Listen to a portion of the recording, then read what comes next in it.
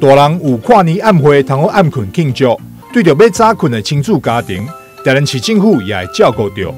为了让亲子家庭一个健康欢乐的元旦跨年活动，市府新闻处这次总共办理3场亲子活动。第一场将在12月4日在中亚艺文中心登场。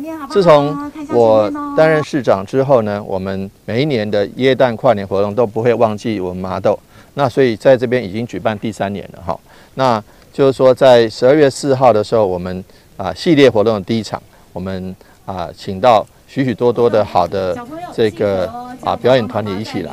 那我们也要有这个小小警察体验营，有警用哈雷机车展示，所以不仅是耶诞跨年的欢乐气氛，还有一些维护治安的社会教育。好，那我们请来了苹果剧团，也请来了海波儿童剧团，许许多的优质的表演团体一起来为我们跨年耶诞活动来揭开序幕。12月4日在中亚艺文中心表演的团队是银河古音剧团再来趣味小丑表演。12月5日在南纺梦时代是由海波剧团再来大型玩偶剧，以及12月11在小龙文化园区由苹果剧团再来精彩表演。活动的安排非常适合全家大小做伙来共度欢乐时光。